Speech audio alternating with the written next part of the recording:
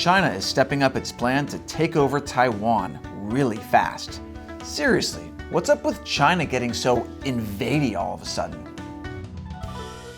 Welcome to China Uncensored. I'm Matt Ganejda, filling in for Chris Chappell while he fulfills his lifelong dream of snowboarding down Mount Everest. The Nepal side, not the China side. So, China has been preparing for a Taiwan invasion for decades. It's been growing and modernizing its military rapidly. That's in part due to getting support from American companies and universities, which is not the topic for today. I'm just angry about it. Anyway, China's People's Liberation Army, the PLA, has recently been doing live fire drills in the Taiwan Strait, practicing blockades of the island and creating these invasion barges, which are ugly, but so is war. Oh, and they've been launching cyber attacks. But in particular, the PLA has been violating Taiwanese waters, bit by bit, more and more each time. According to Taiwan's defense ministry, Chinese ships now cross the median line in the Taiwan Strait on average about 120 times per month.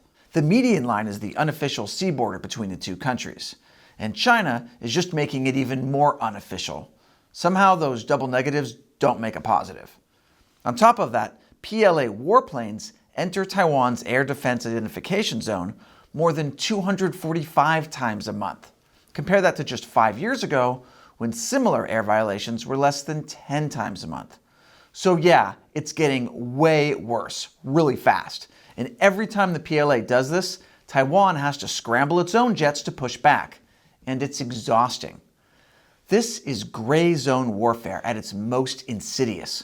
Aggressive measures that gradually ramp up, but stop just short of China putting boots on the ground. These activities normalize the CCP's aggression without leading to open conflict, and the CCP is really good at it. Make no mistake, we are on a countdown to China's invasion of Taiwan. In fact, according to Taiwanese and US officials and experts, China has greatly improved its ability to launch a sudden attack on Taiwan, which should come as a surprise to literally nobody since the CCP has been openly boasting about this. According to one high-ranking Taiwanese military official, Chinese Air Force and missile units that would play a role in a Taiwan invasion have improved to the point where they can switch from peacetime to war operations anytime. And by peacetime, they mean entering Taiwan's air defense identification zone 245 times a month? I don't think that word means what they think it means. Meanwhile, the PLA Navy has been busy. Last year, they conducted a training maneuver simulating how they'd approach Taiwan. Yep, just a peaceful, peacetime simulation of invading a foreign nation. According to the Financial Times, a U.S. Department of Defense official said the Chinese Coast Guard and PLA Navy usually have around a dozen ships deployed near Taiwan. That, with the combination of ports nearby, meant that the PLA Navy could move into a blockade posture in a matter of hours. The presence of warships also means that the PLA could launch an aerial attack on Taiwan without warning. And China isn't neglecting its ground forces. Sure, Xi Jinping's military reforms lately seem to be mainly about purging generals and cementing his personal grip on power. But he's also broken up army units into smaller and more flexible groups, including 6 amphibious combined arms brigades deployed on the coast opposite from Taiwan. Because of their constant training and strategic location, they can be ready to go invadey at a moment's notice. China's also got the new PHL-191 multiple rocket launch system. It has a range of 180 miles, meaning those rockets can hit Taipei from the Chinese mainland. They're cheaper than other missile systems, faster to reload, and harder to detect. The PLA has been practicing with these ever since Nancy Pelosi's visit to Taiwan in 2022, and virtually every Taiwan-focused drill since then, which is such overkill. If you want to scare Nancy Pelosi, you don't need missiles. You just need a slippery bathtub. Anyway, the practice is paying off. According to one U.S. Army War College expert on the PLA, during the Pelosi visit, the PLA practiced different operations on different days. But fast forward to the last Taiwan-focused air exercise, and they were doing them all concurrently, which shows that they're getting more confident that they're able to command and control major operations. And that scares everybody. But fortunately, it's not that scary, compared to what I'm going to tell you next. According to the South China Morning Post, a mainland Chinese military magazine called Naval and Merchant Ships recently outlined China's plan for a total systems collapse and how that could knock out Taiwan without a fight. That plan involves targeting key infrastructure, including ports, water facilities, liquefied natural gas facilities, power plants, and data hubs. They can do that with precision strikes, cyber attacks, electromagnetic pulses, and engineered pseudo-natural disasters. Wait, pseudo-natural disasters? Like a man-made typhoon? Somewhere a Bond villain is taking notes. The Chinese magazine identified between 30 and 40 so-called supercritical nodes in Taiwan that, if taken offline, would basically crash the country. Man, Taiwanese people are going to be so mad when their phones can't get reception because everything around them is exploding.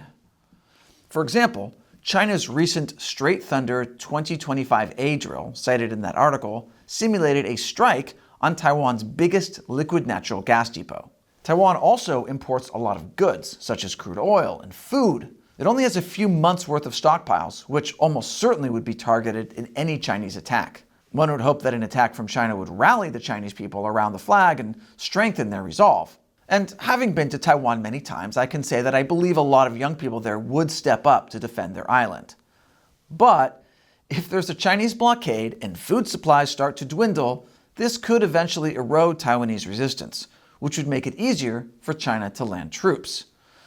The Taiwan government, for its part, is taking a tougher stance toward China.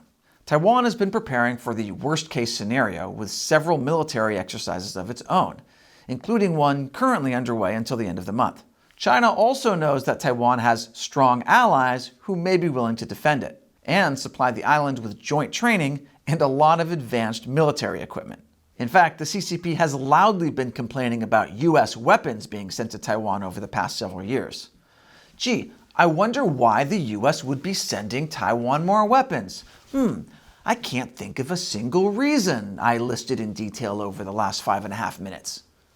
All of these preparations and Taiwan's current stance against the CCP are no doubt one of the reasons the CCP has had to up its invasion game.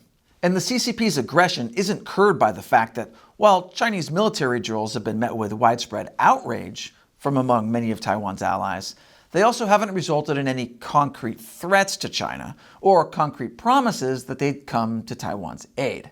And that's sort of the point of China's increasingly aggressive but still technically gray zone exercises. It's like combining "I'm not touching you" with slowly boiling a frog. Which, by the way, if you ever see a kid combining those two things, run, because he's going to grow up to be a serial killer. But one thing is certain. The CCP plans to invade Taiwan, and they will, as soon as they're pretty sure they can get away with it. Some analysts think the invasion could come as soon as 2027. The CCP's planning, military equipment, and training are all better than ever. So the rest of the world needs to stop hitting snooze on the Taiwan alarm clock. Because the CCP isn't bluffing. It's not even slow rolling. It's speed running how to conquer a democracy like it's trying to set a world record on Twitch.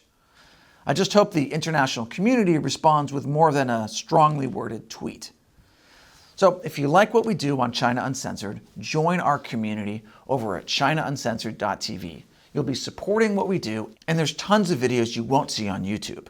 And be sure to like, subscribe, and share this video before YouTube decides it angers China and quietly buries it underneath 47 videos about pandas. Once again, I'm Matt Gnezda. Thanks for watching China Uncensored.